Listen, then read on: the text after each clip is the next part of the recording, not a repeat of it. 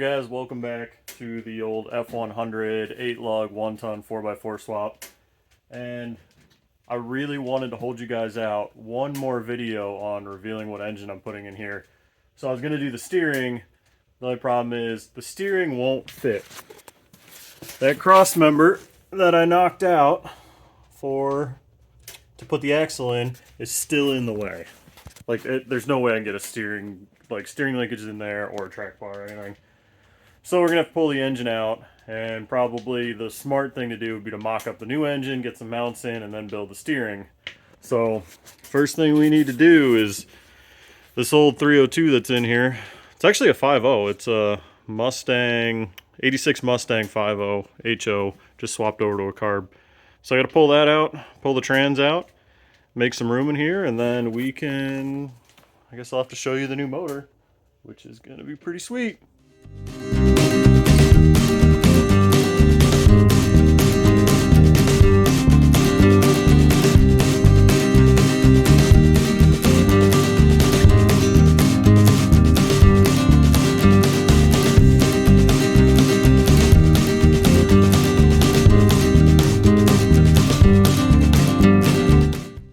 Alright, so the 302 and the old little 5-speed are out. So now it is time to make some room up here. So that steering gear needs to come out because that's not going to get reused.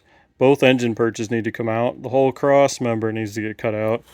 And I'm probably going to pull the brakes too because I'm not going to use them. We're going to swap over to some Hydro Boost brakes. But let's get all this cleared out of here, and then we can figure out how the new motor is going to sit in here.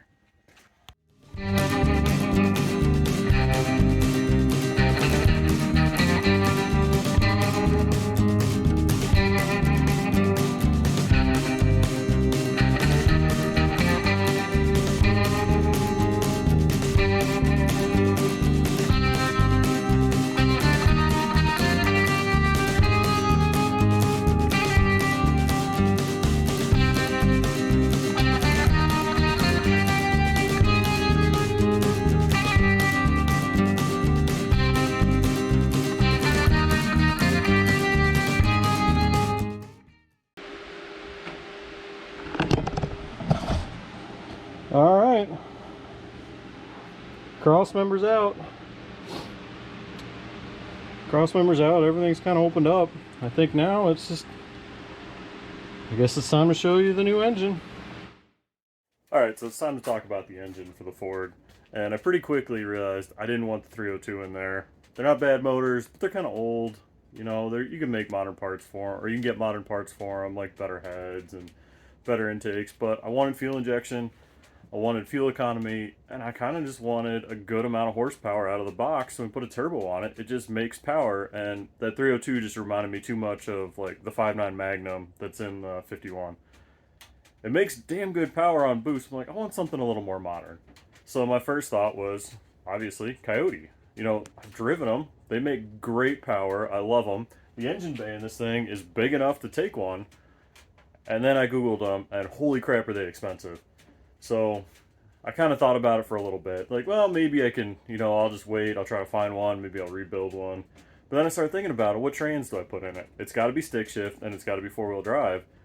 And the 5.0 doesn't have like the same bolt pattern as an old small block Ford or like a big block Ford. It has the mod motor pattern, which there isn't really anything. There isn't like a good, strong manual trans that is 4-wheel drive that I could put behind it.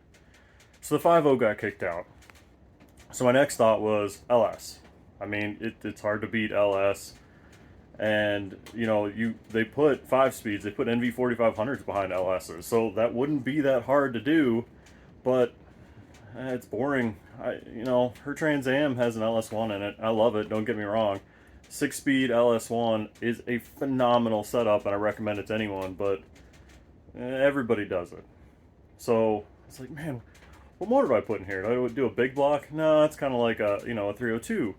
So kind of went round and round, and really there was only one motor left that is modern. I can put a heavy-duty 5-speed behind and makes a good amount of power, but it's not a Ford motor. And what we've got here is a 5.7 Hemi. So that's what we're going to stick in this thing. So this is actually a 5.7 out of an '08 Charger RT. So it's got the car intake manifold and everything. I'm sure we'll have to swap some stuff around, but I picked this thing up for 200 bucks. So, I mean, you want to talk about cost effective, 200 bucks. It might have blown head gaskets. I don't know. I pulled it out of the junkyard so you can never really tell.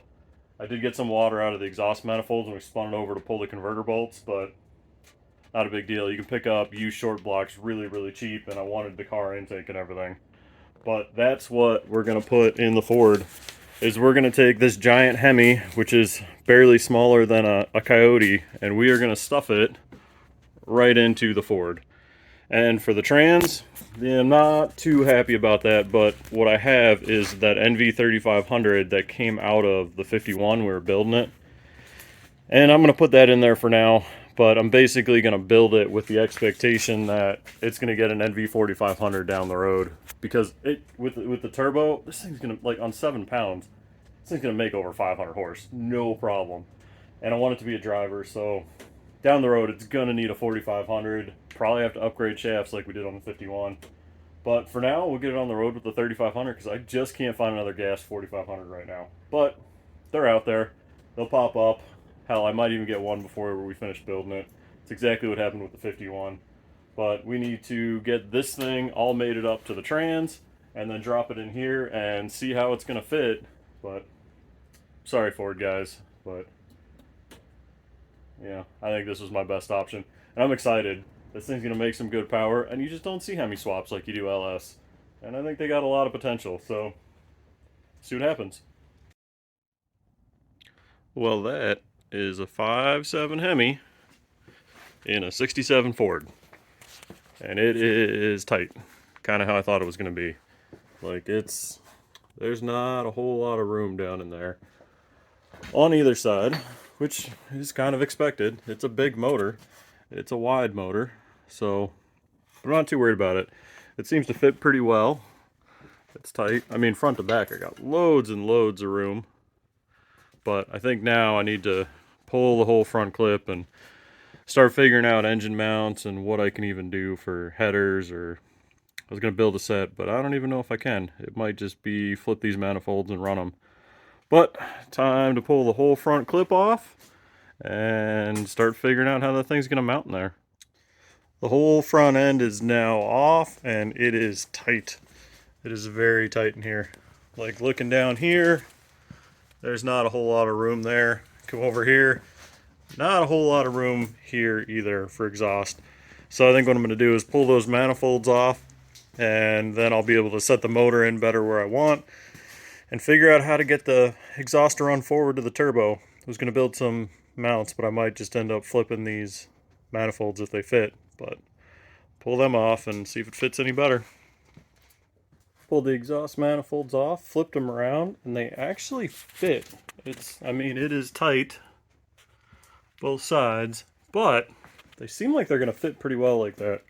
As much as I wanted to build headers for this thing, I don't think I'm going to be able to build anything near as tight as these.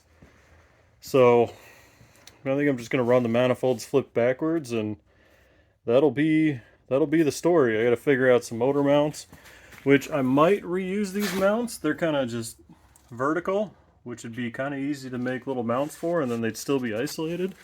But I don't know. I'm not 100% set on that plan yet for motor mounts or the exhaust. So we've got some other things going on, but that's where I'm going to wrap the video up. I'm going to sit on it and think about it for a little while, and then the next video I'll make mounts, engine mounts, trans mount. We'll get steering in here, and we'll go from there, and probably exhaust after that. But it's coming along. It fits pretty well. It's tight. I knew it would be. But come back and I'll finish it up later.